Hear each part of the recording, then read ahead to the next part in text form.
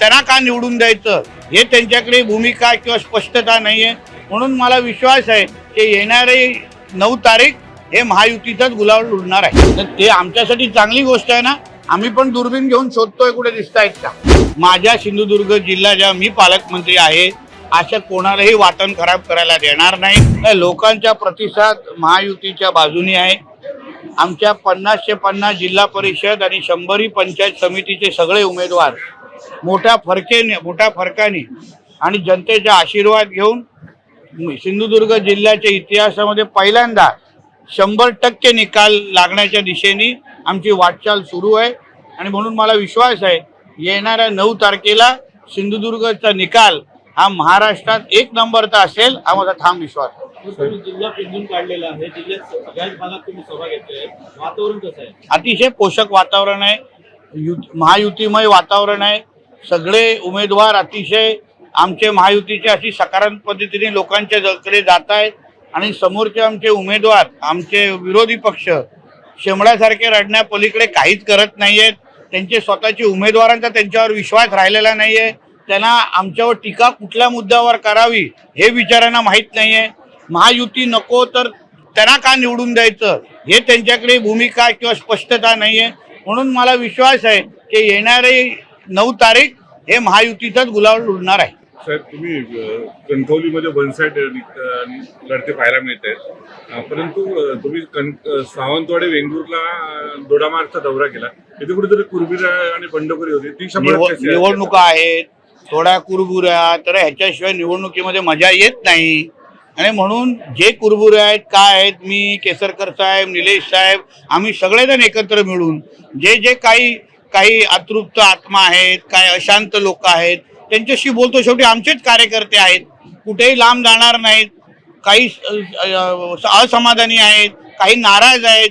शेवटी आज आम्ही सत्तेमध्ये आहोत, प्रत्येकाला ताकद देण्याची आमच्याकडे क्षमता आहे।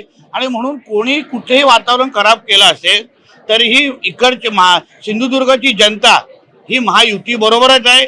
लोकसभा, विधानसभा, नगरपालिकेमध्ये वारंवार जनतेने हे सिद्ध केलेलं आहे आणि परत एकदा या जिल्हा परिषद पंचायत समितीमध्ये आम्हालाच आशीर्वाद देणार असा ठाम विश्वास।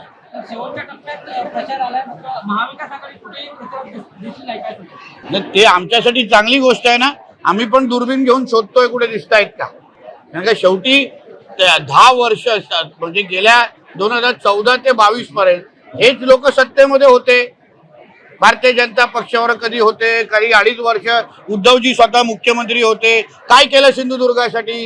कुठले प्रश्न सोडवले, कुठले आरोग्याचे प्रश्न सोडवले, कुठला नवीन प्रकल्प सिंधुदुर्गामध्ये आणला, सिंधुदुर्गच्या जिल्हा परिषदेसाठी काय नवीन किती निधी तुम्ही दिलात, हे सगळे प्रश्न शेवटी जनता विचारते ना।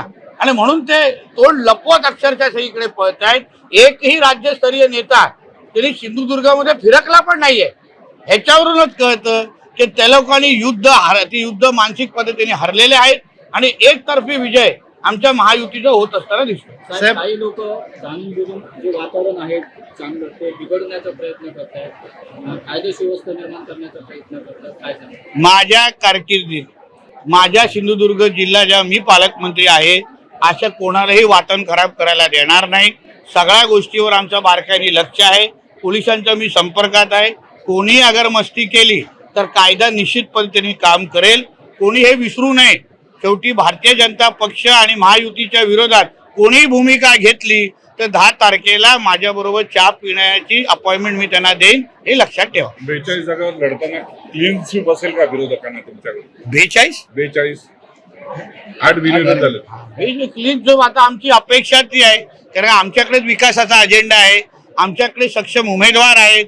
आम्ही तुझ्या निधी देऊ शकतो, विकास करू शकतो। सगळीची सगळी बाजू ही आमची सक्षम असल्यामुळे उरलेल्या 42च्या 42 मतदारसंघावर निश्चित पद्धतीने महायुती विजय होईल। साहेब, 15 फेब्रुवारीला कुणकेश्वर जत्रा आहे आणि त्या निमित्तानं मुख्यमंत्री उपमुख्यमंत्री हे कुणकेश्वर मंदिरात येतील असं आज त्या ट्रस्टच्या माध्यमातून सांगितलं। त्यासाठी तुम्ही विशेष प्रयत्न करता, काय सांगा? नक्की आमची अपेक्षा आहे, आमची मुख्यमंत्र्यांना विनंती आहे।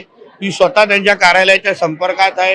कुणकेश्वर ही आमच्या कोकणाची काशी म्हणून ह्यांना ओळखलं जातं आणि म्हणून एवढ्या मोठ्या धार्मिक स्थळाकडे आमच्या मुख्यमंत्री साहेबांनी आणि उपमुख्यमंत्री साहेबांनी यावं अशी विनंती मी त्याला केलेली आहे.